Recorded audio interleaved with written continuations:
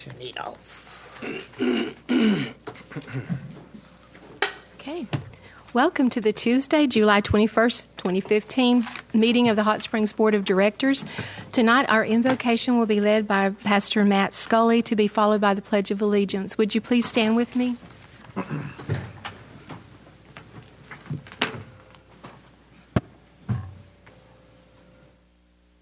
Mayor, Board, thank you so much for allowing me the opportunity to do this. Lord, we come to you tonight, and we thank you for the leaders that you have placed over our lives in this city to watch over us, to make laws and statutes that are for our benefit. Lord, I pray that you would bless them tonight as they go before us to make these decisions. Lord, I thank you for their love for this city. Lord, that they have given their lives to serve us in this city. Lord, I pray that you would bless them with wisdom tonight. Lord, even beyond their own abilities, Lord, that you would give them your wisdom. Father, I pray that also as they take us down these roads, Lord, they may have different directions and different ways that they want to get to the places that they want to go. And Lord, that sometimes can cause some divisions. Lord, your word tells us that whenever we come in division, that the people can't prosper. So Lord, I pray that you would help them to flow in unity with each other, that they would love each other, and that they would move together in unison. Lord, I just ask that you continue to bless them and bless this city. In Jesus' name I pray. Amen. Amen. I Pledge allegiance to the flag of the United States of America and to the republic for which it stands, one nation, under God, indivisible, with liberty and justice for all. That's going to be a good movie. I hereby call this meeting to order. Would you please call the roll? Yes. Davidson. Here. Jones. Here. Clark. Here. Williams. Here. Ramick. Here. Folly. Here. Carney. Here. Well, the first item of business on tonight's agenda is to consider the approval of the agenda. Directors, I have any corrections, additions, deletions, or modifications to the agenda? Yes, Mayor. Yes. I would like to add an agenda item, new business. We would like to have a resolution as a letter of support for the Department of Transportation for Seaport Airlines, supporting a change of service, and Mr. Downey is here to discuss it. Okay. Do I have a second? I'll second that motion. Okay. We have a motion and a second to add the new business concerning the airport, and we will put that on where? How far down would that go? On to new business number? Mayor, it's up to you. Okay. It is a resolution. You can put it. Resolution. You can put it first, or you can make it last. We'll just put it first. Put the new business first. Okay. Thank you. Any other modifications or additions? Okay. May I have a motion to approve the agenda as Madam amended? Mayor, I would like to move that we add the resolution regarding the offer that was made by the city to the county judge relative to the City of Hot Springs water system. And that resolution is not numbered. If numbered, it would be R15-126. Our last one on tonight is 125. Okay. I thought we had decided to wait till August 4th for that one and have it on the... Okay, I thought this one was going to be discussed tonight, and then the counties was going to be discussed next meeting. Did I misunderstand that? I'm thinking so that we were going to give everybody ample opportunity. 21st? Yeah, when I remember, you know it's... Point of order. Have we had a second to his motion? No? A second. Okay. We have a motion and a second to add that to tonight's agenda. It hasn't been announced and it wasn't on the packet, so just wanted you to be aware of that. Do we have a motion and a second to add that to the agenda for I so moved. tonight? All in favor, please say aye. Aye. Any opposed, no? No? Okay. It will be on the agenda. Do I have a motion to approve the agenda as amended? Mayor, So moved. Yeah. Mayor, before you vote on that, where do you want to place that on the agenda? Let's put it down to the last. Is that, it's not an ordinance, is it? It's a resolution. New Resolution. 14. You want to make it the last item? Yeah.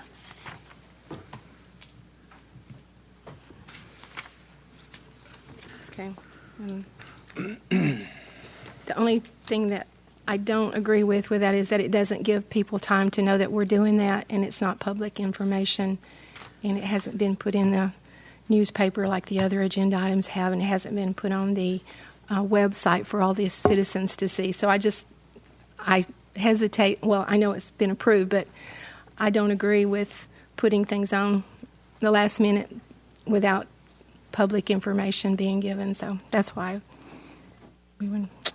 Okay. Any other corrections or additions or deletions? Okay. The next item of business. To approve it as amended. Yes. Would you please call the roll? Yes. Davidson. Aye. Jones. Aye. Clark. Aye. Williams. Aye. Ramick. Aye. Folly. Aye. Carney. No. Noted. Okay, it is adopted. Yes. The next item of business is to consider the approval of the minutes of the board meeting, which was held on July 7th, the regular meeting, and the special meeting held on July 2nd. Do we have any corrections or additions, deletions, or modifications to the minutes? Okay, Madam hearing none. Mayor. Yes, sir. Do you want separate motions for the both No, sets of minutes? just both. Both. Yeah. I make a motion, we approve the regular meeting minutes for July 2nd and the special meeting minutes for regular meeting held on July 7th and special meeting on July 2nd. Do I have a second? Okay. All in favor of the motion, please indicate by saying aye. Aye. Any opposed, no. Okay. The motion is adopted. In an effort to afford everyone an equal and orderly opportunity to address items on tonight's agenda, I want to remind our citizens and guests that we adhere to a 3-minute limit on your comments.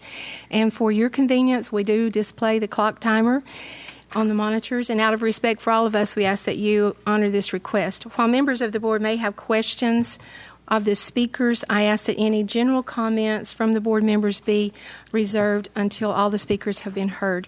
We also ask that all cell phones be silenced and that you refrain from any disruptions of the meeting. If you have to leave before the meeting's over, we ask that you do so quietly because we will be continuing with our business.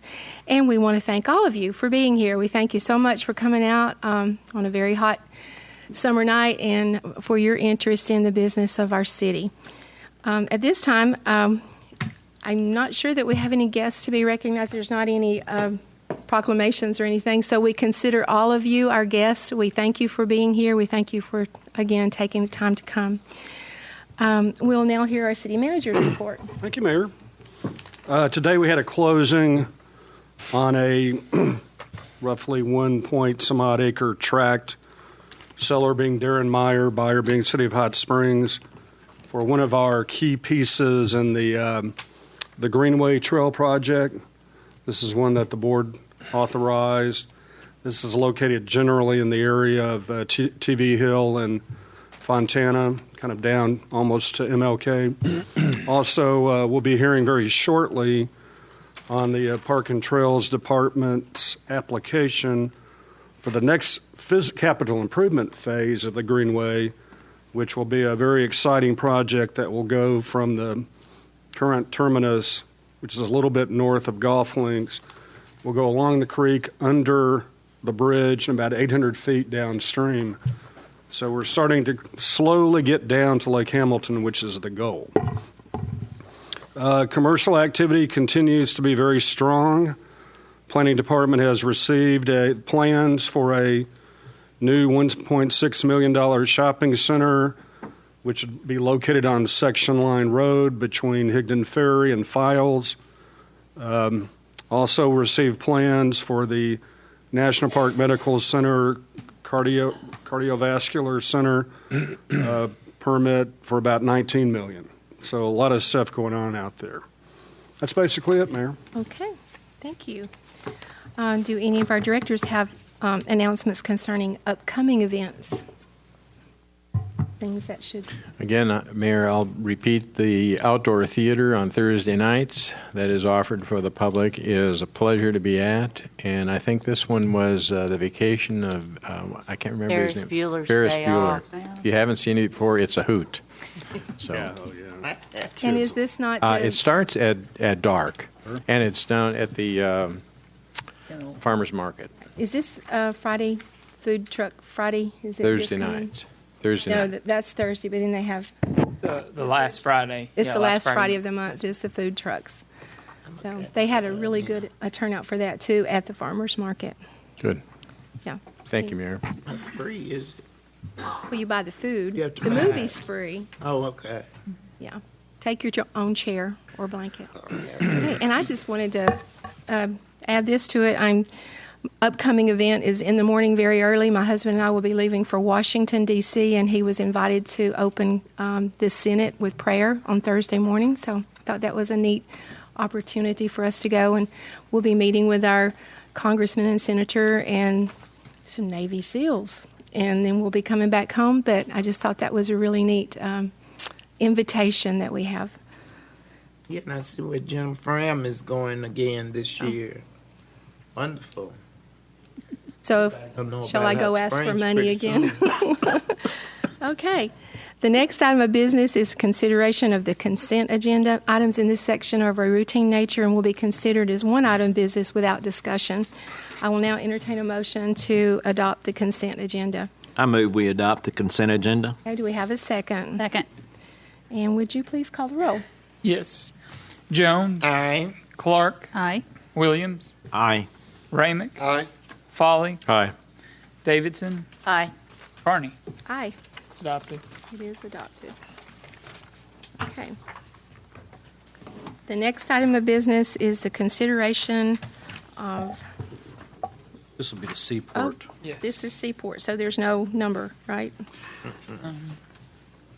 And we will have George Downey. Let me read it before you can get a motion. Okay. This is Resolution R-15-125, a resolution authorizing the mayor to submit a letter of support to the Department of Transportation regarding the request for change of service from Seaport Airlines, Inc. That concludes a reading by title. Mayor, if you would now entertain a motion, a second to adopt and have discussion, if any. Okay. Do I have a motion to adopt So moved. Second. and a second? And Mr. Downey, would you explain it to us? Thank you, Madam Mayor. George Downey, Airport Directors, Hot Springs Memorial.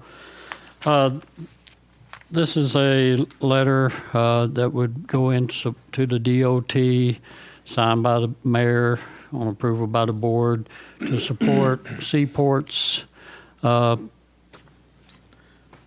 change from Dallas Love to Houston, George Bush Intercontinental. Due to the situation in Dallas, where basically Southwest Airlines has purchased all the gates and caused considerable delays for our Seaport flights, there's just not a gate left for Seaport to access leaving or arriving at Dallas. So they've come up with a situation where I think it's going to benefit the greater Hot Springs and the El Dorado people. El Dorado's already submitted a letter to DOT in support of this.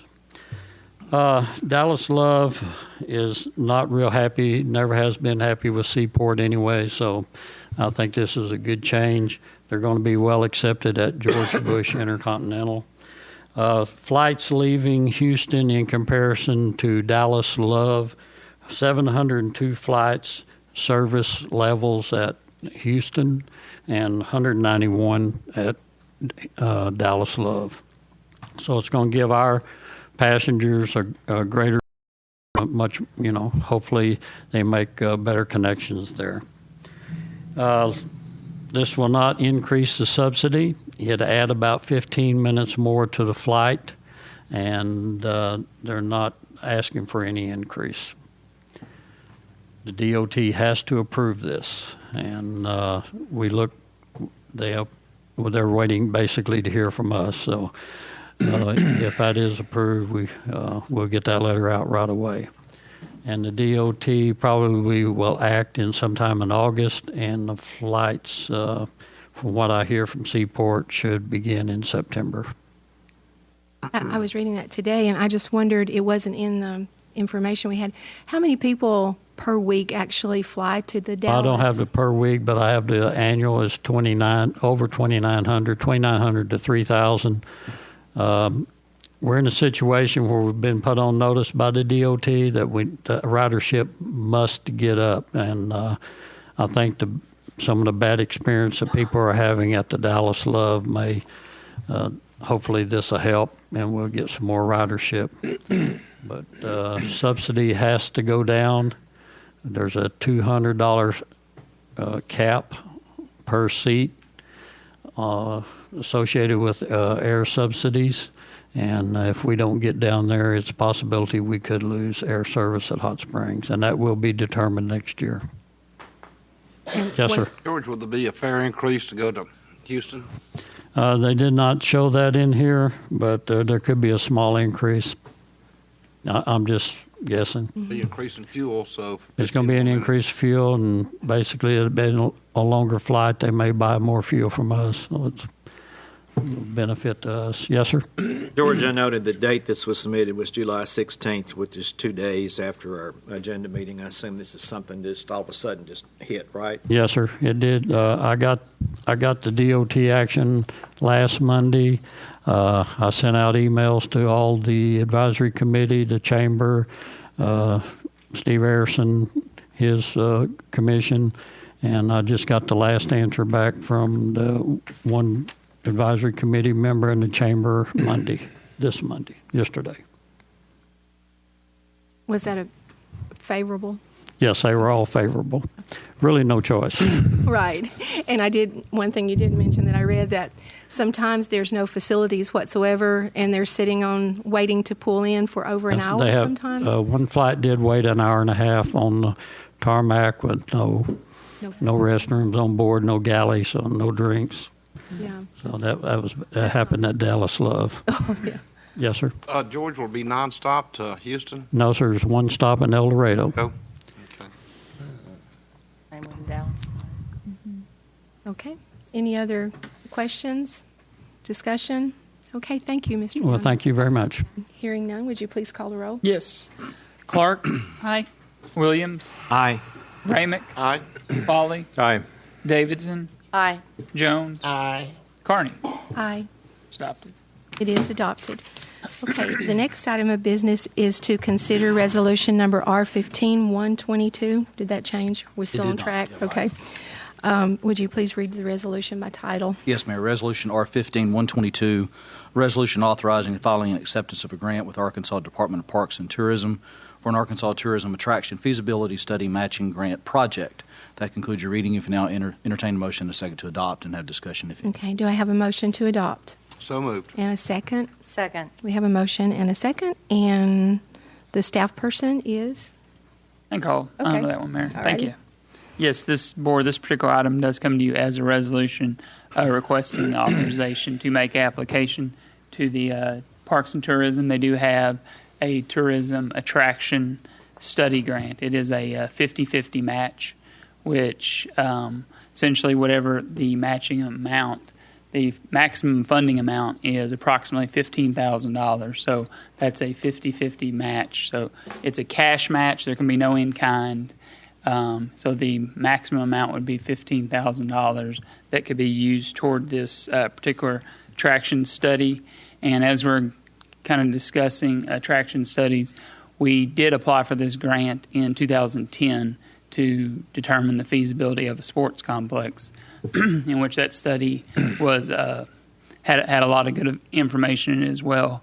That was one of the things that we utilized to determine that Kimmery Park was definitely something that there was a market there was some demand.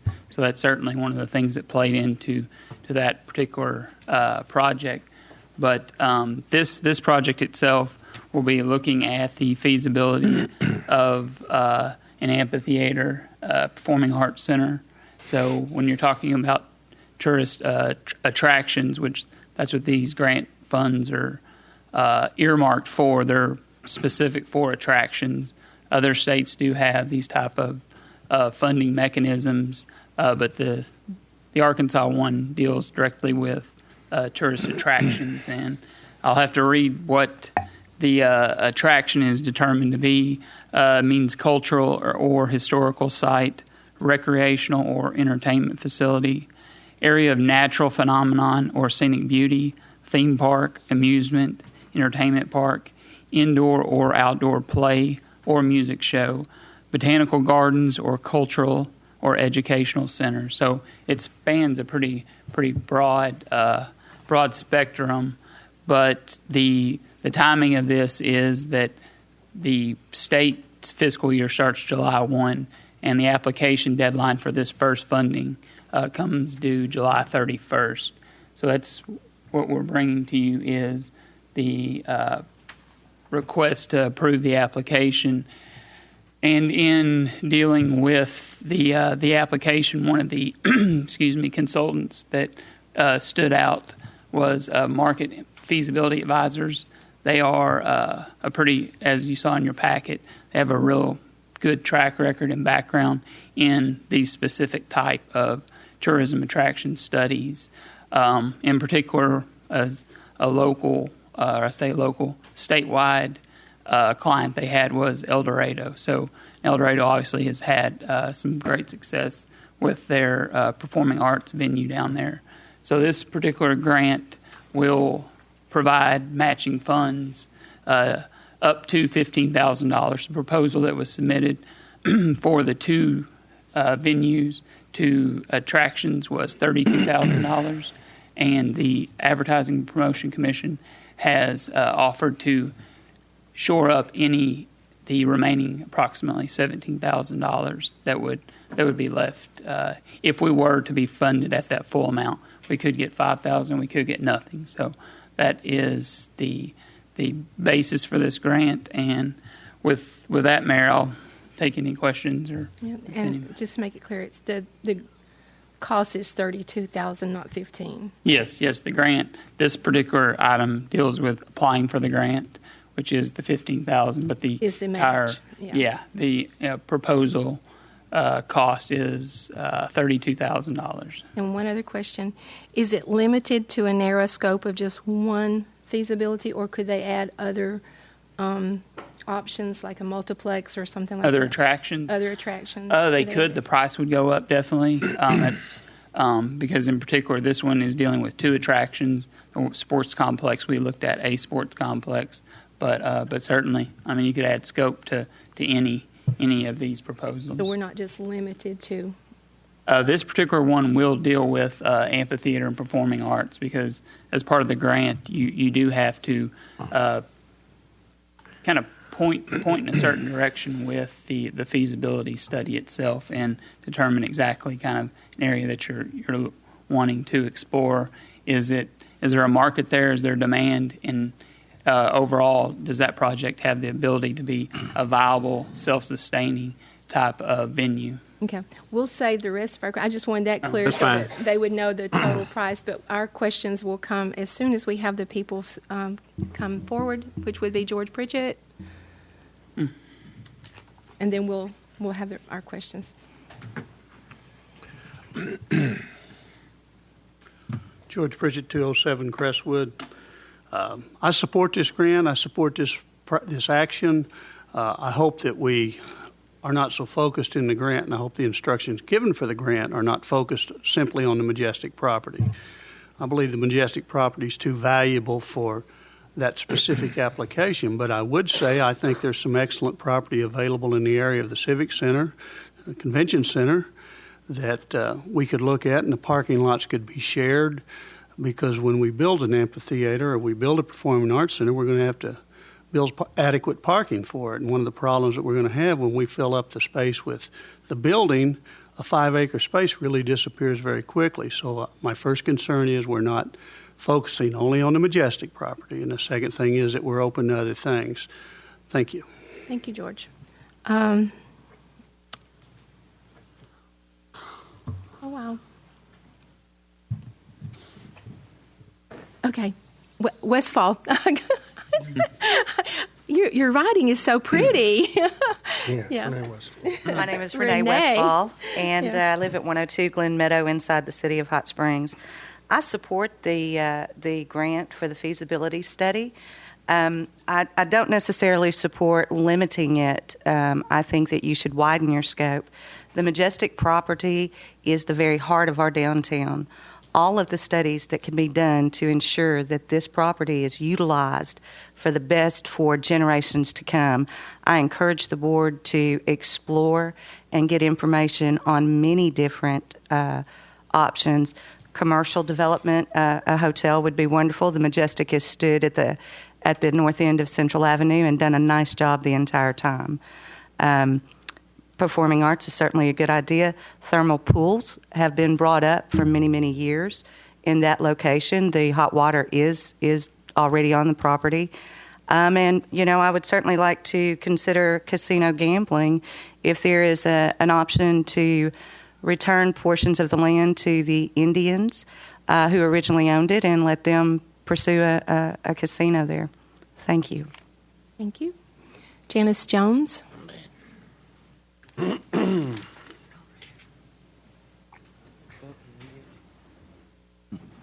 I'm Janice Jones. I live at 109 Kearney Street. First, I want to thank the board and all the city personnel that was involved in getting us to this point. The Majestic Rubble has been an economic and emotional drain on especially that end of downtown, but the Park Avenue neighborhood. I personally support this opportunity to get someone who will look at a variety of uses for that area. I support the board taking this option. Thank you. Thank you. Brenda Brandenburg.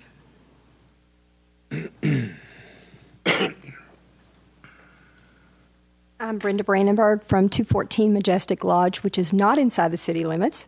I'm in the county of Garland, and I do support Hot Springs with my tax dollars when I shop downtown. And as you all know on this board, I love Hot Springs, downtown in particular, and the Majestic property. I support 100% what Renee Westfall and George Pritchett just presented to you. I do support this feasibility study. We need to know what we have in front of us. And I do encourage you to look beyond the Majestic property. However, I am supportive of the fact that we may not be able to save that building and something else might have to appear there. So I encourage you to open your hearts and your minds and see what we've got there. Thank you. Okay. Thank you. Okay, now we can have Larry. You were the first with your hand up. Your question. And I see Steve Arison from the Visit Hot Springs, is in the audience, but and I don't want to put words in my mouth. My understanding is this is not necessarily site specific, but they could say, we actually think a performing arts center or an amphitheater would work better at another location. Although we've talked about the Majestic lot, but actually, what they're looking at is the feasibility of those type facilities, and so it might not necessarily be the Majestic, although there's a lot of hopes that that's where it would be, but it's not site specific, as I understand it. Okay. That's correct. Ma'am. Having recent experience dealing with facilities for orchestral performance and chamber music performance, I've learned that the only acoustically viable performance space we have in the city that has a certain number of chairs is the Oaklawn Performing and Visual Arts Magnet School. The chairs are made of wood. They're the original chairs. The air conditioning has its moments. And I learned from the principal that those chairs are no longer made, so they just ravage them from the old Greenwood School or wherever they can and make adjustments. It is acoustically viable. Other than that, the only facility we have in the county is the Village Woodlands in the Hot Springs Village. It has seats 800. It's beautiful. You can put a full orchestra in it. But those are the only two places where we could have an orchestra performance. I'm all for a performing arts center. In the case of Hot Springs, it's not a want, it's a need. We are missing so much in this community from traveling shows and plays and music performances from the Mid-America Arts Alliance, from touring groups in Arkansas, touring groups from Texas, from theater performances, competitions, all sorts of things, and school use. I agree that it doesn't need to be site-specific, but you do need to know, if you're not aware, that the Arkansas School for Mathematics, Sciences, and the Arts does not have a space that's large enough for all the students currently enrolled to meet at the same time. So they walk across the street to the First Presbyterian Church, and that's where they have the full assembly of their students. So there is that possibility that, there's sometimes, if you dream, there could be a partnership with the University of Arkansas. And currently, we just don't have anything else that'll work, and I think it would be great. We do have amphitheaters, but it wouldn't hurt to have another. But what we need is a place that could be used year-round by all the arts groups, by the local schools, by choirs, by the Jazz Society, the Blues Society, churches, theaters, whatever we've got. And I think it's a wonderful opportunity for us to be able to look at the feasibility of what we could do within the city of Hot Springs. Thank you. Any other comments? Yeah. I just would like to see us have a feasibility study on the best use of the property, since it is floodplain, and just have a feasibility study to tell us not just specific one thing, but tell us what the options could be in that spot. It would be good to have Is that best use. Excuse me. Is that going to be something that? Is that going to be something that comes out of the downtown economic development study, in terms of uses of that area? I just don't know. I know they ask a lot of questions about it, and there was a lot of input, and that study's not complete, and that's hopefully they can give. Well, since this isn't site specific, I guess that it's a much. It would include that, but it's not site specific. Right. Yeah, but it's just one thing, though. Are we going to do this every time we have an idea, or can we just do one best use feasibility study? For this particular item, you're only allowed to apply for your idea once. So once we do amphitheater performing arts, that's your bite at the apple. But these grants are the funds are made available annually, but at the same time, they're to speak to your one point about coming up with the best use for the property overall. The kind of how we're looking at it is we need to determine, we got to ask the question before we can get to what is and isn't possible. So we're trying to determine from an tourism attraction standpoint, kind of an economic generator, determine if this is a viable option, these two particular options, if they're viable. If they're not, this study will definitely highlight that, because I've seen some that throw up a lot of red flags from the financial perspective, because you have a lot of other issues that deal that are kind of lumped in with it. But certainly that's our foresight, is to look and try to determine if these two particular attraction uses are going to be viable. And I feel like there are a lot of citizens that have a lot of great ideas. We as a board would benefit from a work session, I think, where we could have a discussion as to what we see, or, this kind of came to us instead of from us. So I would like to have that opportunity for us to represent our districts and different ones, to see if they have other options. Yes, sir. Well, I just see that the city is experiencing a great momentum right now, when we're really things are going our way, and the Majestic and other properties are just so important to us right now, and I think that we do need to have someone to help us with that and give us some ideas and include citizen input. So I think it's something that we really need to focus on, and I'd like to focus on revenue for the city. Great. I think going back to Director Foley's question, the Thomas P. Miller study is an economic strategy. The Majestic is one part of that puzzle. There will be many opportunities once that study is complete and you accept it to garner public input about a land use plan. I think what you're wanting, Mayor, is going to be achievable, but it's part of a continuum that's going to take a long period of time. First, the city has to acquire the property, then it has to evaluate the property, then it has to take down the property, and then, but concurrently, you can have some of these studies going on.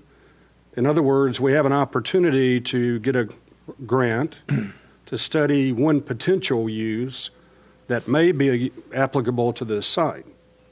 And so rather than wait till that long process is concluded, we're taking advantage of that now to look at the feasibility of a performing arts center, an amphitheater, and maybe it does turn out to be the right use that's sustainable, that can be located on that property. But if it's not, if the Majestic site doesn't accommodate it, and there still is a demand for a use, then you can look at other options, preferably in or near the downtown area. Did the Thomas study, or does the Thomas study include input from the University of Arkansas? You know, they've got site plans for the campus there, and to the extent that that is an Arkansas school for the arts also, it would be nice to at least get their thoughts about what they would like to do so we can merge the thoughts and benefit economically the downtown area. Yeah, back when we made our presentation to President Clinton about a year ago, and we had a little concept plan drawn up for potential use of that property. We had Doug Arnold, who we contracted with at the time, commiserate with the UA master plan designer for that site. So there has been cross-pollination. I can't answer specifically if Thomas P. Miller has that, but that was done. Okay, thank you. Was that done by whom? It wasn't the city board who brought that together. We brought that together, I believe, working with A&P to come up with a plan. At the time, we were trying to get funding from FEMA for the cleanup. That's why we came up with the plan. So it was something that we initiated, the city initiated. Well, when you say we, and we as the board don't know that. I told you Well, at he the told time. us a year ago, I think. Yeah, I told you. It was immediately after the fire. No, I documented all of that. Thank you. Yeah, okay. I would like to share one other thing. We got survey cards, and I learned a valuable lesson that next year we're going to be a little more aggressive, asking our audiences where they were from. And for our report, for some funding, we learned, of course, the majority of the people came from Arkansas, the majority from Hot Springs, second's Hot Springs Village, third's Little Rock, and all surrounding communities. And then the next state is Texas, with the largest attendees, and I think 18 cities were represented. But of the remaining ones that actually filled out a card, and I don't know how many didn't, we had 28 states, I believe it was 28 states represented in attendance at the music festival, and many of them said, well, I was here for a family reunion and I just picked up the newspaper or something, or we came last year and it was going on and we decided to make our vacation around it the next year. So we know that we're getting a lot of out-of-state attendance. It's good. Yeah. Okay. Any other discussion? Any other questions? Hearing none, would you please call the roll? Yes. Williams? Aye. Ramick? Aye. Foley? Aye. Davidson? Aye. Jones? Aye. Clark? Aye. Carney? Aye. It's adopted. It is adopted. Okay, the next item of business is to consider resolution number R-15-124. 123. 123. Okay, I was trying to figure which I have written all over that. Council, would you please read the resolution by title? Resolution R-15-124, a resolution acknowledging the review of the 2014 Comprehensive Annual Financial Audit Report. That concludes your reading, Mayor. If now entertain a motion second to adopt and have discussion, if any. Okay, do I have a motion to adopt? And a second? Okay, we have a motion and a second, and Mr. Retha. Thank you, Mayor, Board of Directors. It's my pleasure tonight to formally present you with the 2014 Comprehensive Annual Financial Report.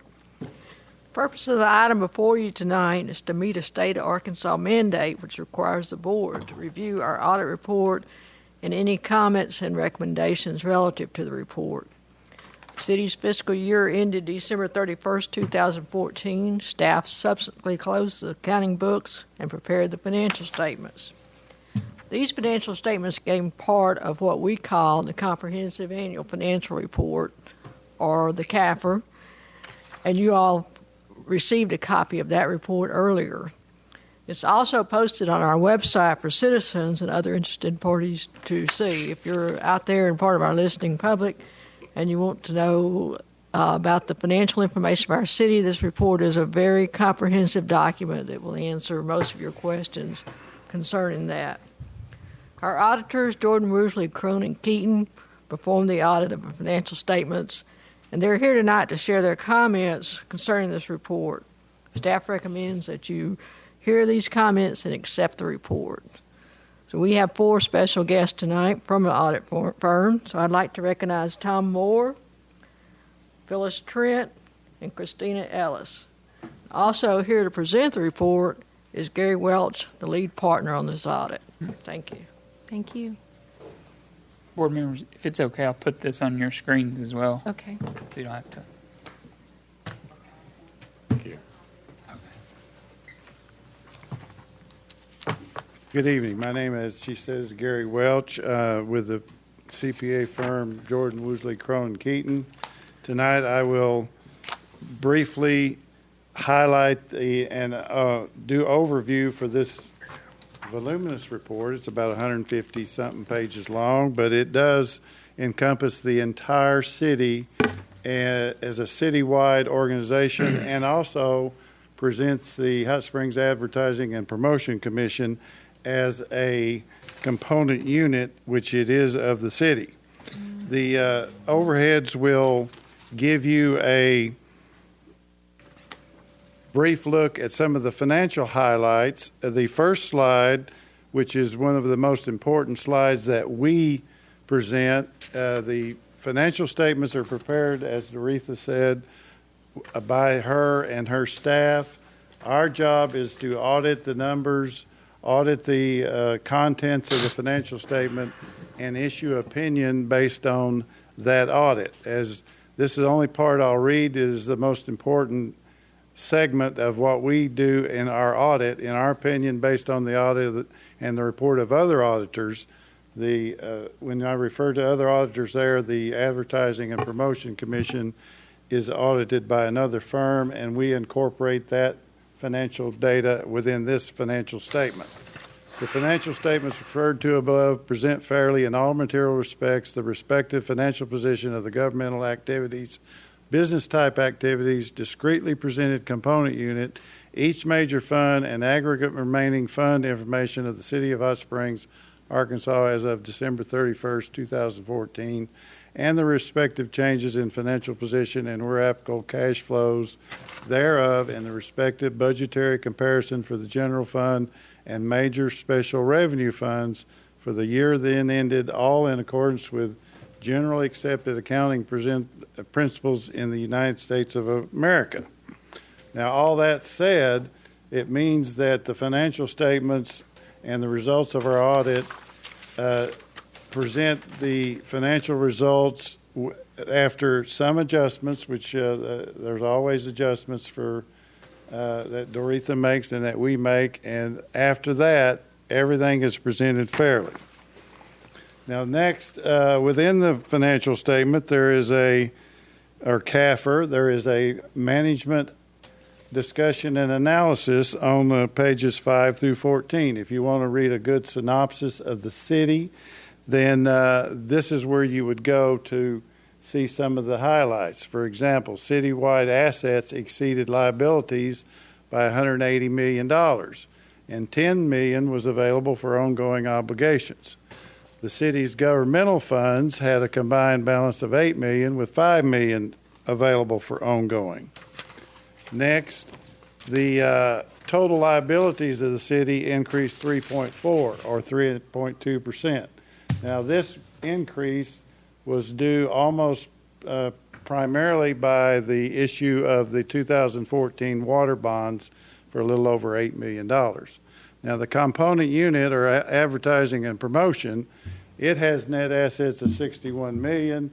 There was a decrease in its net asset number of 1.9, but that is due primarily from the transfer of the convention center in 2012, and now they pick up the depreciation adjustment on that and their other fixed assets. Next, we have the statement of net assets, and in the third and fourth column, you can see that, let me get to that. You can see the comparison to 2013 is very consistent. The total assets of the citywide operations was $286 million, and it grew to $291 million. The liabilities, as stated earlier, went from $107 million to $110 million. Most of this is your bonded debt in the water and wastewater areas. The net assets increased $1.5 million to $180 million. Now, next we have a look at the operations of the city. And the city separates their operations between governmental activities, which is the general fund, special revenue funds, and the business type activities, which is your water, wastewater, sanitation, airport. One of them is tax driven, the other one is user and rate driven. As you can see from the governmental activities, the excess spending was 1.7 in the last column. In the business type activities, it was 3.2 positive, and overall $1.5 million, as stated earlier, increase of revenue over expenses. Now, the next few slides, we're going to look at the budget activity of the governmental funds. Now, as you are well aware, the budget is the controlling factor where you control revenues and expenditures. It is a very important function, and the positive results you see here in the first column, it was anticipated that you would spend $1.6 million more than revenue, and the actual results was actually a positive $143,000. So you had a very positive budget result of $1.8 million. If you look deeper into the financial statements, you'll see the general fund had $700,000+ underspent in expenditures from all areas and departments of the general fund, plus another $700,000+ was underspent in transfers to the fire and police principally. So those two areas made up the positive budget result. Now, looking at total revenue in the budget area, you see that your revenues in the first line came a little bit under budget of $162,000, but again, the expenditures offset that by more than $1,900,000, and the net positive was the $1,802,000. Next, we look briefly at the federal and state grant activity, and right now it's running consistently at about 3 million receipts and close to 3 million expenditures. Grant activity is a little less measurable because a lot of the grant receipts are received on the front end, such as the tunnel project and the Higdon Ferry project, and the expenditures come later. The next slide, we see, again, the reiteration of where the total assets were or went, 1.73 increase, liabilities 3% increase, and overall net assets a 0.85 increase. Each year we look at the unreserved general fund balance and just to see how much coverage you have in two areas: expenditures, which is normal spending, and expenditures plus transfers. As you know, the general fund supports the other departments, police and fire principally, and street department. And we have coverage in just the expenditures of around 8 months and coverage of expenditures plus transfer around 3 months. These haven't changed drastically.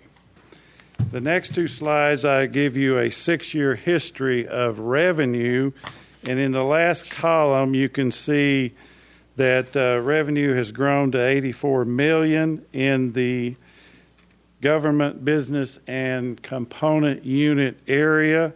And on the next slide, you can see that $84 million expenditures also follow. Now, the revenue growth is more significant in the business type activities, which is the rate increase effect. Now, I want to go over one last slide briefly. This is not from the 2014 report, but it is going to significantly affect the 2015. There's a new accounting rule. It's the Governmental Accounting Standards Board, sometimes called GASB, 68. And they're changing the method by which you recognize pension plan, and specifically pension plan liabilities.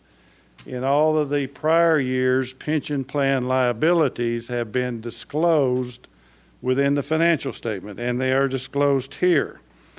The what they call the unfunded accrued liability has been a disclosure. But starting in 2015, they've changed that for all cities, and that's going to be a recorded liability, and it's going to have a significant impact on the appearance and structure of your liabilities and equity, primarily.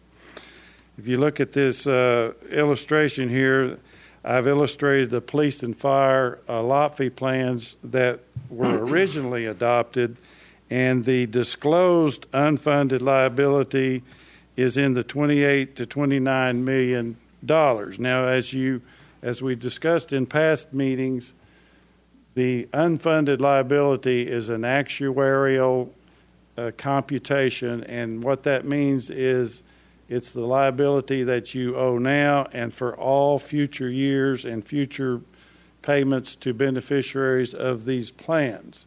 So it can be a large amount.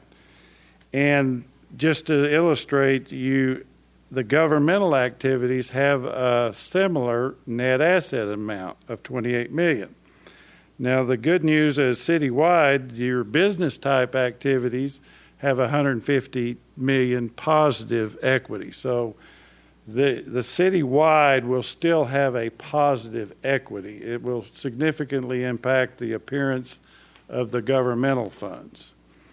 And these numbers that I'm displaying here could increase because the GASB number 68 is going to mandate that new assumptions on earnings rates and discount rates will change a little from some of the older actuarial computations.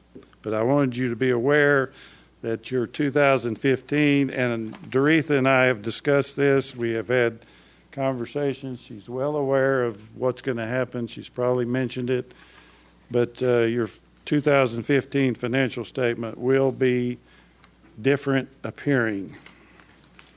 Are there any questions at this time? Yes, sir. Gary, your last comment relative to the actuarial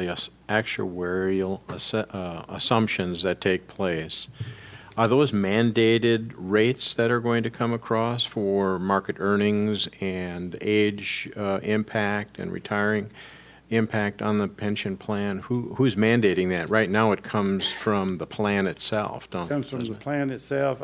My understanding that it is mandated with the GASB 68 language.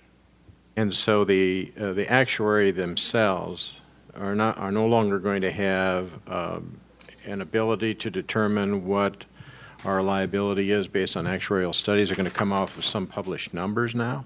That's my understanding, yes, sir. Wow, that doesn't even make sense.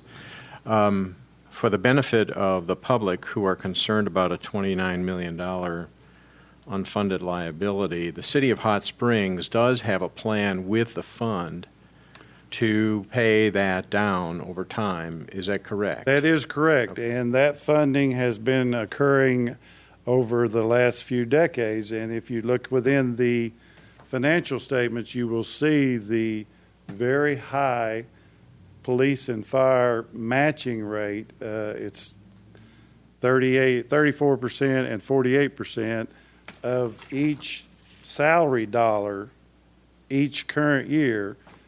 Those percentages have to be sent in to help alleviate and fund these old plans. Nevertheless, we're still on track to pay this off over a 20-year period of time. Yes, those rates are dictated by a payoff theory, yes. Okay, thank you. Thank you. So can we assume that from 2012 to 2014, we paid down from 75 million to 28 million? Oh, market change. No, that I think I explained that in the footnote. That 75 million was when the city was carrying the asset of the convention center. And in 13, it was determined that that asset would be better served by the people who operate it, maintain it, etc. And the transfer out of the city to the Ad and Promo Commission reduced your equity in that particular year. Gary, several years ago there was discussion about taking out a bond issue to pay off this unfunded liability.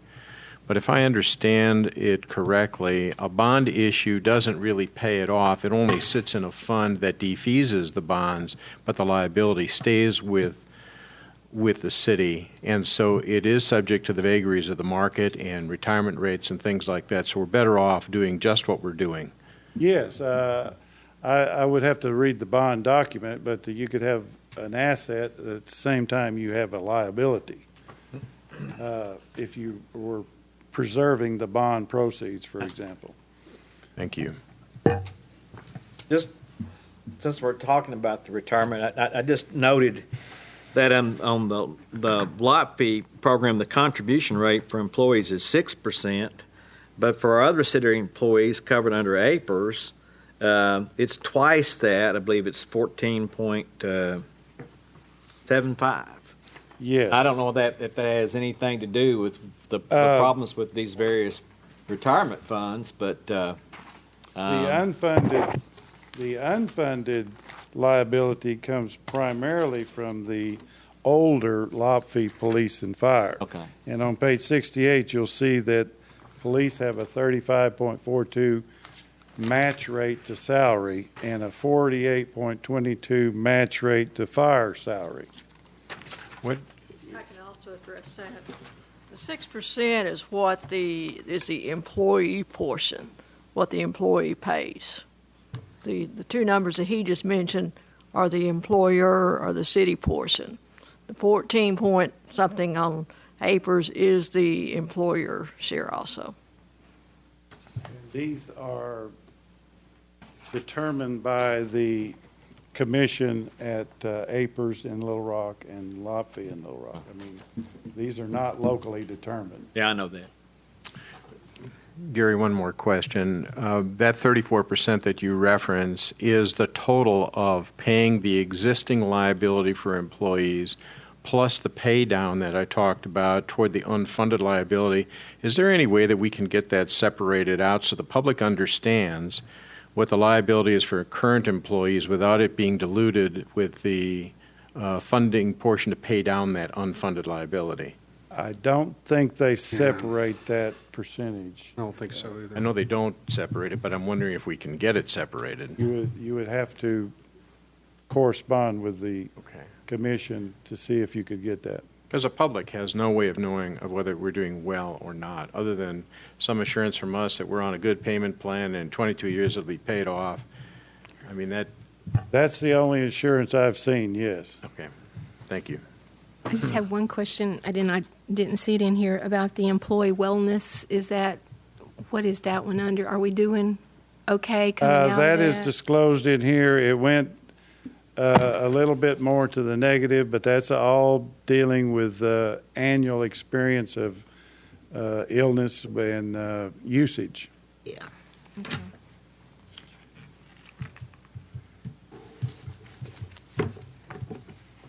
I want to thank Doretha and her staff. They were cooperative and assisted us whenever we needed it. Thank Thank you. Appreciate your work. Thank you, all of you. Any other questions? Any discussion? Okay, hearing none. Would you please call the roll? Yes. Raymond. Aye. Foley. Aye. Davidson. Aye. Jones. Aye. Clark. Aye. Williams. Aye. Carney. Aye. It's adopted. It is adopted. Thank you. The next item of business is to consider resolution number R15-124. Council, would you please read the resolution by title? Resolution R15-124, a resolution authorizing and directing the mayor to execute an indemnification agreement with Park Residences Development, LLC, in connection with the purchase of the Majestic Hotel property. That concludes the reading. If you now entertain a motion second to adopt and have discussion, if any. Okay, do I have a motion to adopt? So moved. And a second? Second. Okay, we have a motion and a second, and do we have a staff person to talk Mayor, to this I'll one? attempt to That one? handle this. Okay. As the board's aware, on July 7, 2015, you entered into a real estate purchase agreement with Park Residences Development, LLC, for the purchase of the Majestic Hotel property. One of the provisions of that agreement stated as follows: a portion of the property to be purchased is the subject of an open file with Arkansas Department of Environmental Quality, ADEQ, and/or Environmental Protection Agency, EPA. It is anticipated that ADEQ/EPA will release the seller upon closing. The parties acknowledge that such a release is a condition of the sale. ADEQ has denied the seller's request for an omnibus release, and in lieu of such a release, the seller is seeking an indemnification agreement from the City of Hot Springs. Such an agreement places the environmental responsibility on the City of Hot Springs as the purchaser of the property and indemnifies the owner of the property, the current owner of the property, as the seller. The seller and the city entered into the purchase agreement with the understanding that the seller would be released, that was a condition of the sale. In other words, the seller would no longer be responsible for potential environmental enforcement by ADEQ going forward. The proposed indemnification agreement has the same net effect by stating that the City of Hot Springs will take responsibility for any future enforcement action that ADEQ might take and will indemnify the seller for his responsibility, therefore. Is it all future? There are no fines, there are no assessments that have been made up to this point. Okay. All right, we have two signed up to speak to this. George Pritchett.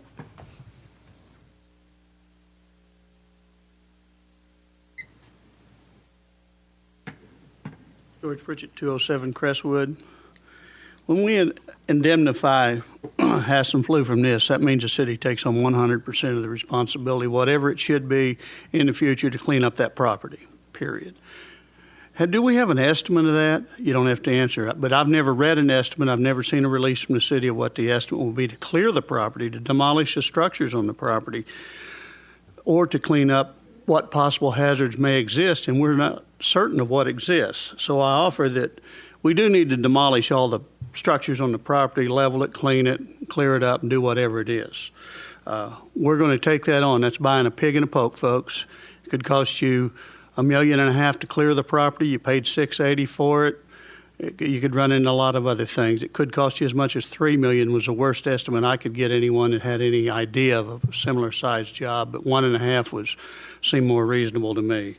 So we're going to have a lot of money in this. I think we need to keep in mind that a few weeks ago they couldn't get a bid for $1.25 million, as is, where is, how is. We're buying it for 1/2 that number, based on the $680,000 approximately.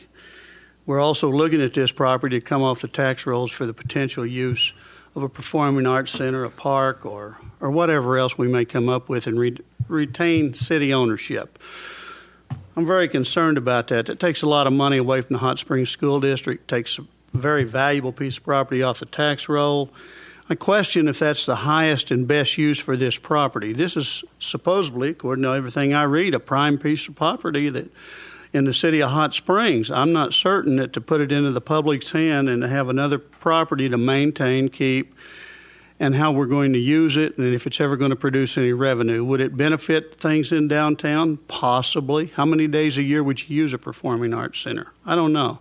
I think there's a lot of studies to be done, but I think the best possible use for this property is to put it in private hands, have it generating tax, have it generating sales tax, probably have some restaurants on it, generate some A&P tax, generate property tax for the school district.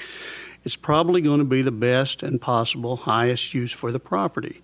We need tax revenue in the city. We don't need another park. Performing Arts Center would be wonderful, but I'm not sure that's the best answer for this.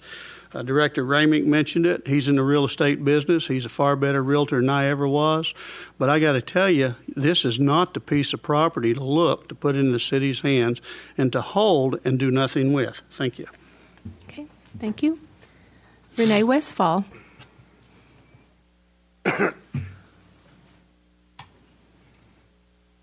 Thank you. Directors, I signed up against this, although I'm not really against it. I'm concerned that neither the public or you have sufficient information in front of you to understand what you're getting the taxpayers into. We have no idea what is buried under the rubble of those buildings. We have no idea what the EPA and what the ADEQ are going to require us to do. Or if we do, it certainly hasn't been made public knowledge. Now, George just threw out a $3 million figure. I don't know, that's the first one I've heard. We'll use that. You know, when we enter into this indemnification of Gary Hassenfluh, we give up all of our rights to come back on him and hold him accountable for anything that's there. It's my understanding that the Majestic, the vacant buildings, have been used as drug labs, have been used by homeless people, that there are grills in there. What exactly are we getting into? And I hope that you have more information than the public has to understand, if you do complete this agreement, what you could be potentially giving the taxpayers. Thank you. Okay. Directors, questions, comments? Yes, Mr. Ramick. If we don't do something, it's going to stay just like it is. You know, we've got to do something. And, you know, we have a citizen outcry now that they're tired of seeing the rubble and want to get it cleaned up. And that's what we're going to have to do. You know, and no, we don't know if it's going to cost $1 million or $3 million, but we've got to move forward with it. You know, we can't just sit idle and let it deteriorate more, and let them make drugs up there and have bonfires and that sort of thing. We've got to stop that. And we've got to move forward. Do we have estimates on the cleanup? Are we getting any numbers in? Any? We do. Excuse me. We do have some rough estimates. But we will, obviously, as you move closer toward a closing, utilize, put the project out to bid, and that will certainly put a finer point on some of the numbers that we have as well. Mayor, if I could just address the issue about throwing out numbers associated with the demolition and the cleanup of the property. If we were to opine, share, speculate, what have you, on a number, then we are putting our competitive bidding process in jeopardy. Mm-hmm. If I say to you, it's going to cost $3 million, guess what our bid's going to be? $3 million. So that's one of the reasons why we're careful about speculating on numbers such as that. There is a state mandated process that we must go through, and when we go through that competitive bid process, we expect to get a competitive bid. And when we close on this, is that when we start on those bids after closing? And I'm sure that will come to you through management, and that will be the board's decision on which direction you go at that time. Yes, excuse me, Council. This indemnification is really no more than we bought when we passed the resolution last time. Is that correct? That's correct. We recognize that he was going to be free and clear of any liability from ADEQ as a term to the contract that we signed. So all we're doing is replacing our own indemnification to get this process going. But the liability does not change. That's correct. Okay, thank you. His release was a condition of the sale. Yeah, thank you. And we haven't mentioned the 400 and something counts that have not gone to court yet. Is that going to still be there or not? Is that Building going away? is subject to 401 fire code violations, which he has now been arraigned on. His attorney entered a not guilty plea, and it's been set for trial. Once the city owns it, I don't see the city paying the No. fines on Does it. that go away, though? It would go away. It goes away. Okay. Any other discussions, comment? Okay, hearing none, would you please call the roll? Yes. Foley, Aye. Davidson, Aye. Jones, Aye. Clark, Aye. Williams, Aye. Ramick, Aye. Carney. Aye. Adopted. It is adopted. The next item of business is to consider ordinance number 01523. I will entertain a motion to suspend the rules and read by title only. So moved. And a second? Second. Okay, I have a motion and a second to suspend the rules and read by title. All in favor, please say aye. Aye. Any opposed, no. Okay. Council, would you please read the ordinance by title? Ordinance 01523, an ordinance waiving the requirements of competitive bidding, awarding a contract to 4D Solutions for generator rental, awarding a contract to RP Services for generator/engine repair, certifying emergency actions by the city manager, declaring an emergency, and for other purposes. That concludes your reading by title, Mayor. If you now entertain a motion second to adopt, bearing in mind there is an emergency clause that I will need to, if assuming it's adopted, that I'll need to read separately. Okay. Do I have a motion? I move for adoption. Second. Okay. And do we do the emergency clause first or have him? Okay. Would you please present it to us? Thank you. Good evening. Scott Bundy, Utilities Director. As we discussed at length at the agenda meeting, what you're doing here is ratifying the emergency declaration for the Memorial Day storm and all the subsequent purchases that came out of that. So we're asking you to ratify the emergency declaration by Mr. Watkins and then the subsequent waiver of competitive bidding on several of the items. If I can give you a little update on this real quick, I met with FEMA today about 9 hours, and we have a commitment from FEMA to pay. This has all been submitted to our insurance carrier. We have a commitment from FEMA as of today to pay for any deductible that they don't pick up, plus there's remedial action we took that was not part of the insurance claim, which is we hired an engineer to evaluate the damage to the generator and then to buy hoods to keep the rain out. FEMA has committed today to pay for that. That's $65,000. Awesome. They've also committed to paying $60,000 towards our compost facility for the extra brush that was brought in as a result of the storm. Yeah. So we're pretty happy with this. Good job. Very happy. Yeah. I did a lot. My throat hurts. And I have to also say, I don't know what a pig in a poke is. I'm a little disturbed. You're I'm a from Yankee. up north. You can explain You're- later. We'll give you a little dictionary. Okay, that sounds great. Okay, we don't have anyone signed up for that, so is there any discussion from our directors? Thank you. Very Yes, good job. thank you very much. Have any questions? Okay, hearing none, would you please call the roll? Yes. Davidson, Aye. Jones, Aye. Clark, Aye.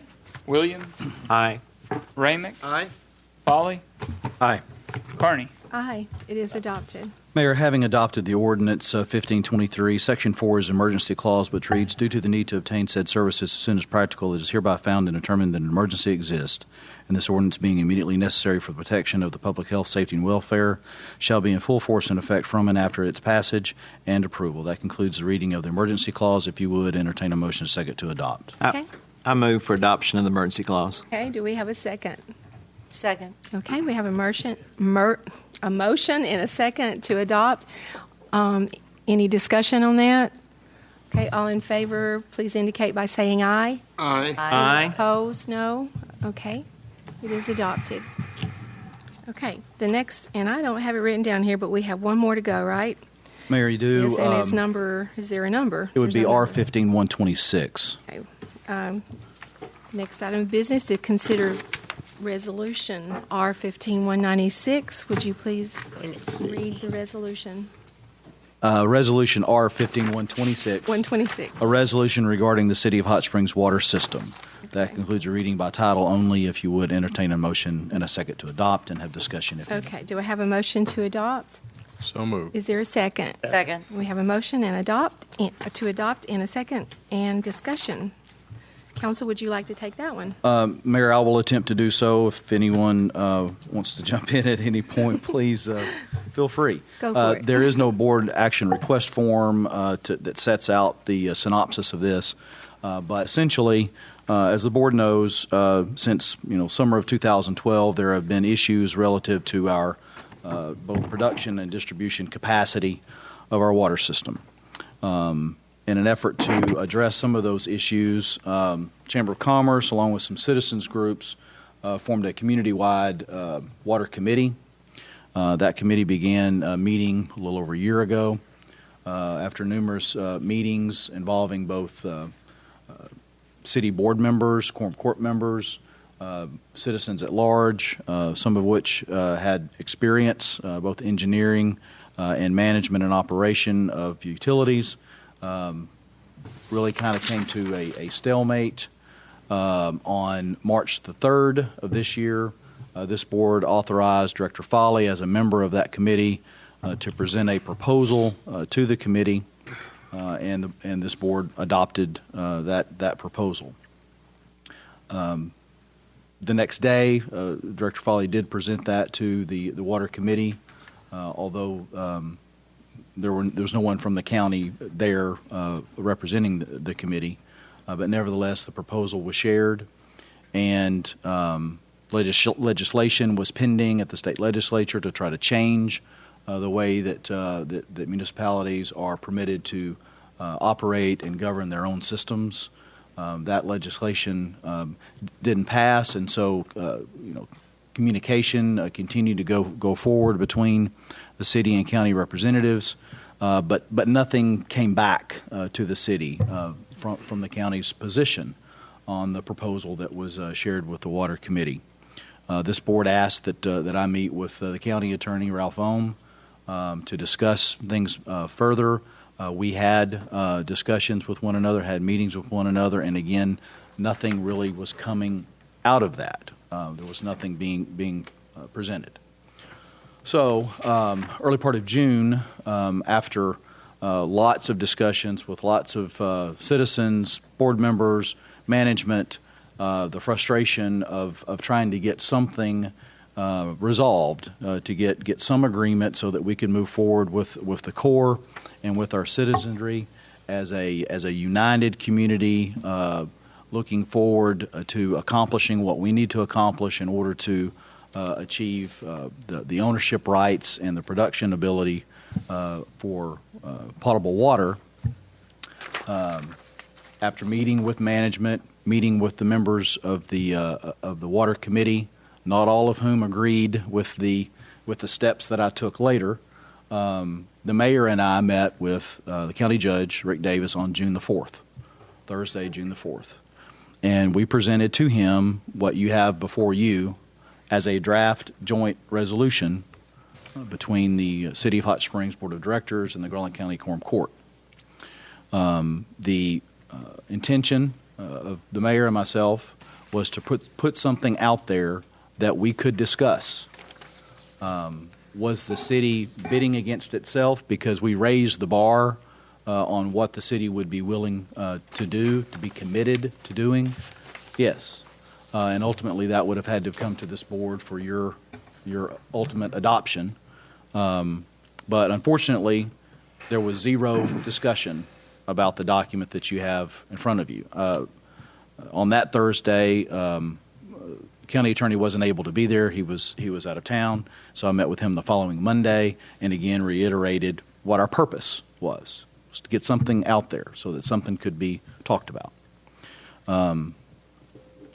I didn't hear anything from anyone until after 4:30 last Monday, which would have been, July the 13th, which was the night that the other resolution that the Quorum Court adopted was adopted.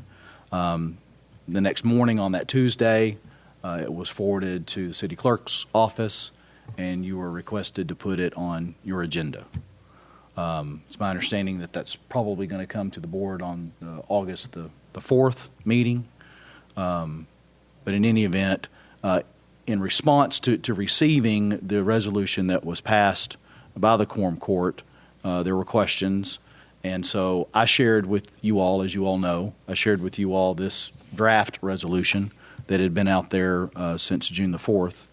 And so I assume that that's why you asked that it be on the agenda tonight. And you're probably not going to like what I'm going to ask you to do, but since this is not been publicized and it's Can not I get on, a drink of water? You can get a drink of water, and I would like for you to read it, and especially the part that's state law, and tell us what state law says. Sure. This would be a joint resolution regarding the City of Hot Springs water system. Whereas Arkansas Code Annotated, and that's the state law that you're talking about, Section 14-224-110 states, A municipality owning a waterworks system shall operate its entire system in a governmental and not proprietary capacity. B1, the municipality shall have the option to extend its services to any customer outside the municipal boundaries, but it is not obligated to do so. B2, no municipality shall be obligated to supply any fixed amount of water or water pressure to non-resident customers, nor shall a municipality be obligated to increase the number or size of or change the location of any mains or pipes outside its boundaries. B3, water may be supplied to non-resident customers at such rates as the legislative body of the municipality may deem just and reasonable, and the rates need not be the same as the rates charged residents of the municipality.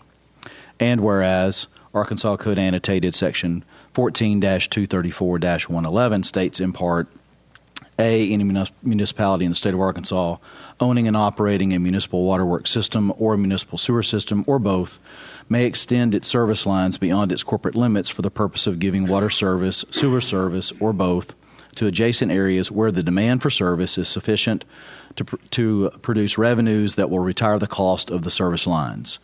B1, a municipality owning and operating a municipal water or sewer system or both without applying for a certificate of convenience and necessity may extend its water lines and sewer lines or both to serve the adjacent or nearby areas. D, any municipality extending a service to an adjacent or nearby area shall have the power to fix the schedule of rates or services so extended. F, nothing in this section shall be construed to require a municipality to extend either water or sewer service to adjacent or nearby areas.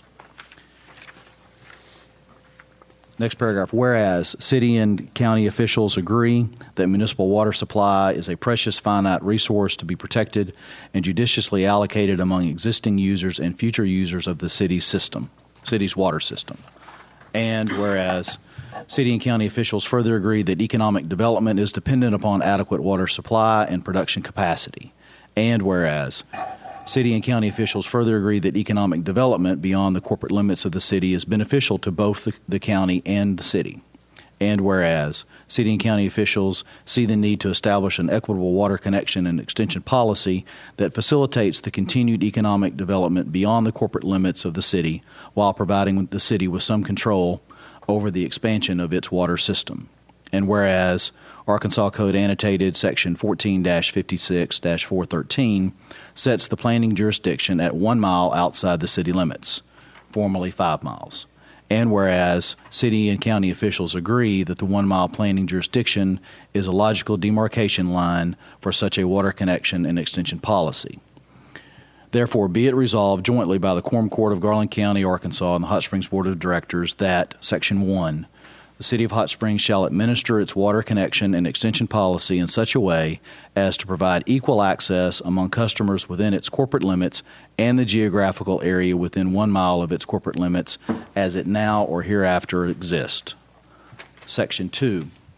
The City of Hot Springs shall continue its efforts to seek and secure additional raw water supply from any and all feasible sources available sufficient to meet the municipal water system's future needs. Section 3. The Quorum Court acknowledges the provisions of Arkansas Code Annotated Section 14-234-110 and Arkansas Code Annotated Section 14-234-111 and agrees that a water connection and extension policy as set forth in Section 1 is a fair and equitable allocation of the city's resources that will promote the continued economic development within Garland County, Arkansas. Section 4. The Quorum Court supports the city's continuing efforts to seek and secure additional raw water supply from any and all feasible sources available sufficient to meet the municipal system's future needs.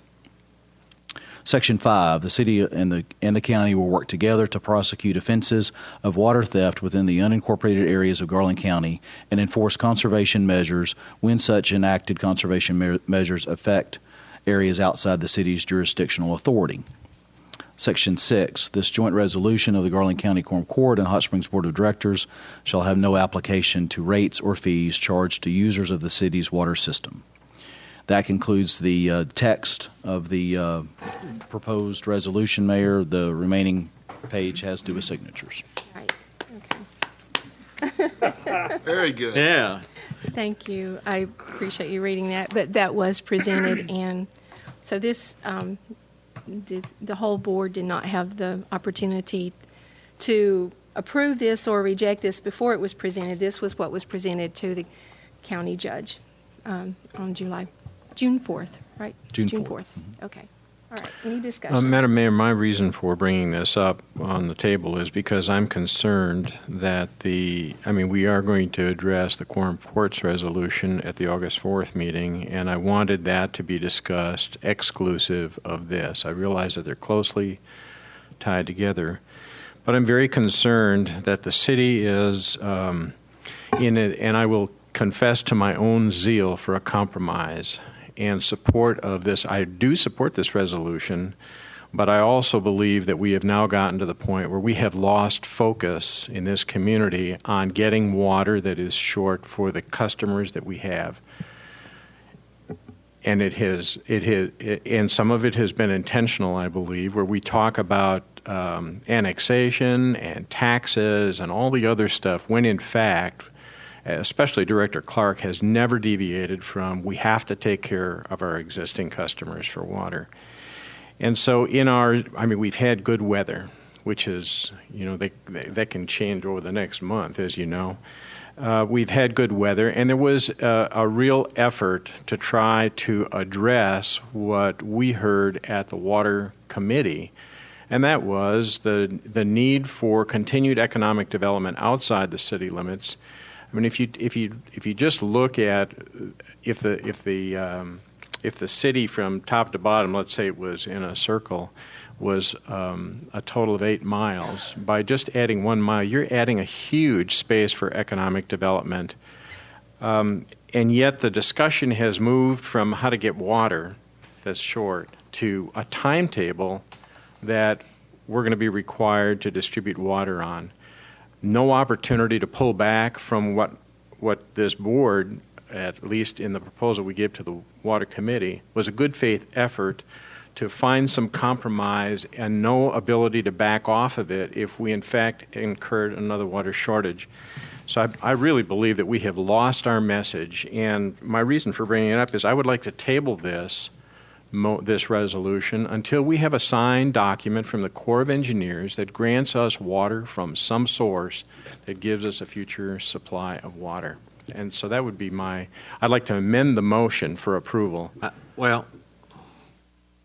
I would like to amend the motion for approval to table the motion until we have a signed document from the Corps of Engineers. Can we Can I say something? Can we have discussion before that, or do we need a second? I think you just got a second. So you have a motion to table on the floor. That's the motion up for discussion at this point.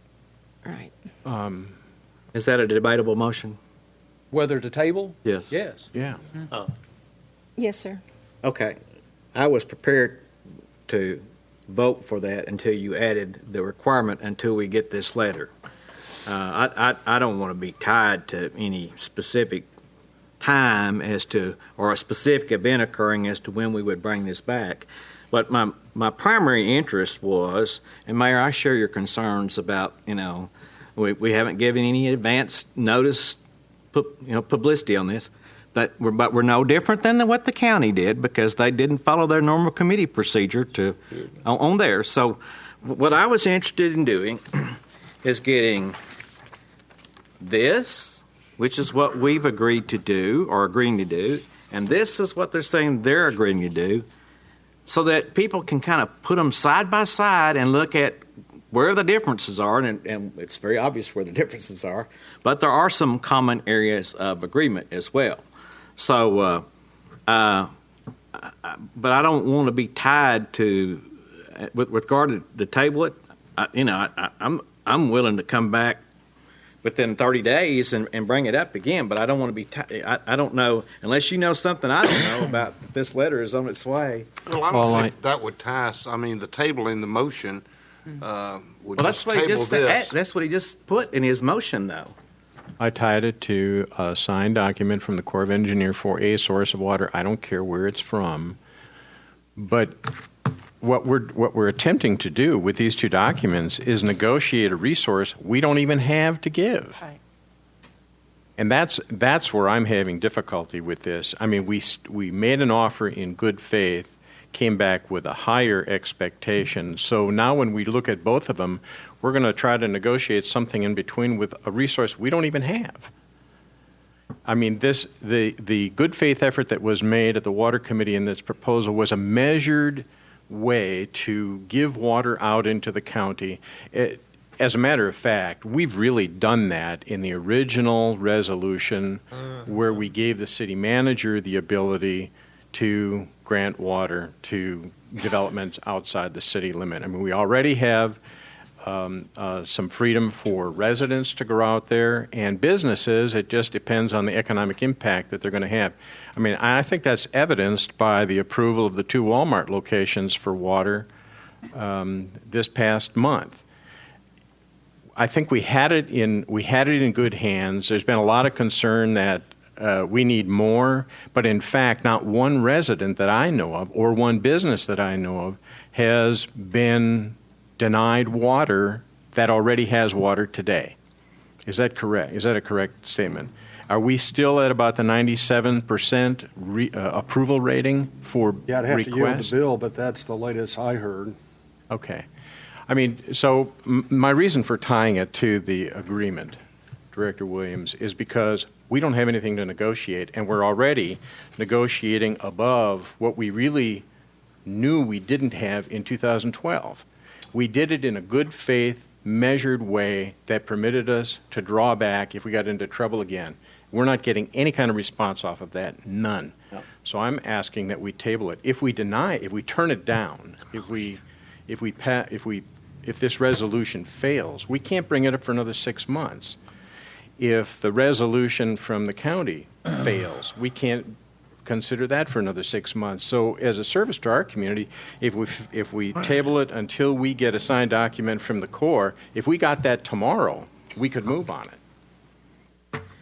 Just point of information on when things can come back, whether you table it pending some agreement with the Corps or whether you vote it down the 6 months, both of those can get bypassed by a 2/3 vote of the board.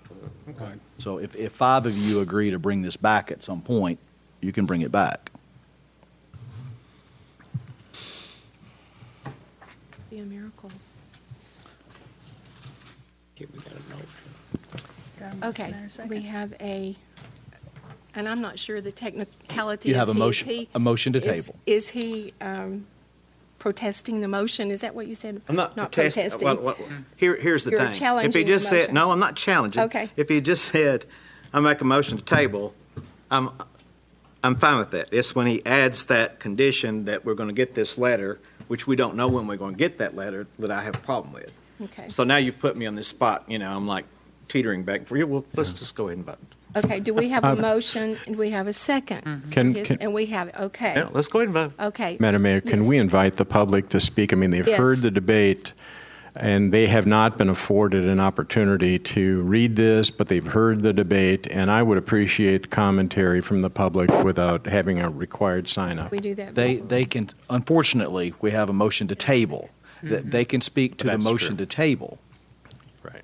Okay. We have a motion and a second to table. Mr. Driggers. Yes, I have the tabling incorporated here, so I was minding my own business, sitting at home watching your meeting on TV, but I was shocked. I was shocked to see the last-minute placing of the county's resolution on your agenda. This is not normal. You all know that. In my humble opinion, this is nothing more than a sneaky, underhanded scheme by Director Foley to once again keep the public from speaking on a very important issue. This sounds more like communism or Gestapo, not a democracy. However, it is consistent with the board's refusal to televise public commentary. I'm betting the board has once again decided behind closed doors to either vote down the county's proposal, their proposed resolution, or to table it indefinitely, or until they get this letter from the Corps. The public deserves to know who's unwilling to work with the county or anyone who dares question the poorly planned, expensive water plan that the city currently has and the policy that's killing growth in the city and county. I would recommend that you table it until you can have a public meeting, a public hearing, and prove me wrong by showing me that you can be transparent and have open government for a change, and you're willing to compromise. Thank you. George Pritchett. Madam Mayor, would you notify the speaker that this is not about the county's resolution? It's not even on the agenda nor being discussed. This is about the city's resolution, not the county's. So all of the comments have nothing to do with the county. There's my understanding is it's going to be on the August 4th agenda from the county's proposal. This is the city's proposal that we're tabling. And the city's You just proposal read the has. county's proposals. No, we did not. City. This was the That's because county. it's This so was the close to the city's. city. The county's proposal was in the newspaper. The city's has never been published. Yeah, Let's do what the Judge Williams recommended. Get the two, have some folks sit down, have a public hearing, see what the differences are, and negotiate. Difference is that the county's proposal goes against what was passed in the legislature. This is not a discussion of the county's proposal. Thank you. George Pritchett. I agree with what Director Williams had to say. I think we should table this till the public has an opportunity to digest it, read it in detail, place it side by side with the county's proposal. We obviously are significant distance apart. I believe we're going to continue to be significant distance apart for some time, but I do agree that Director Williams, that the best thing we can do is stop this until we've given the public a chance to do it. Thank you. Thank you. Do we have anyone else that wanted to speak to the issue of tabling? Vote. Anyone? Okay. I wasn't really advocating necessarily for a public hearing. Actually, I was inclined to go along with my colleague down here until he added something that I'm not comfortable with to the table. So that's all. I'm not disagreeing with a lot of what you said either. But anyway. Okay. We have a motion and a second to table. Would you please call the roll? Yes. Clark? Aye. Williams? Abstain. Ramick? Aye. Foley? Clarification on the motion, it is until we receive a letter from the Corps of Engineers. That was your motion? That was your Yes. motion, yes. Aye. Davidson? Aye. Jones? Aye. Carney? No. Adopted. Okay. It is adopted. Okay. Is that the last one? Because we already did the airport one that was added. Yes, ma'am. Yes, okay. I move that we adjourn, Mayor. Okay, just wait a minute. I can't hear you. That concludes the It was tabled until we get something from the water approval. Okay, that concludes the business section of tonight's meeting, and are there any comments from our board members that you would like to close with? Any closing comments? Question. Yes, sir. At the agenda meeting last week, we had discussed a tour of the lakeside water treatment. You had suggested that, David. Yes. And I understand you're going to be on vacation next week, and then a couple of dates were thrown out. And Yeah. so are we going to pursue that, or we're just going to wait? Sheila is going to get with us Bill, with did you wanna- a date. I talked to her today. Go ahead, Bill. You just mentioned that. July the 27th was the date we were originally looking at. Our plant manager for Lakeside and Washita will not be here that day, so she'll be sending something out to all the board members to try to schedule something somewhere around the first or second week of August. Thank you. Okay, any other comments by directors? Okay, immediately following the adjournment of tonight's business meeting, there will be a public commentary here in the board chambers. And for you who will be leaving, please do so quietly. And there being no further business, I will entertain a motion to adjourn. So moved. Is there a second? Second. We have a motion and a second to adjourn. All in favor, please say aye. Aye. Opposed, no. Okay, we are adjourned. Thank the Lord. It'll be about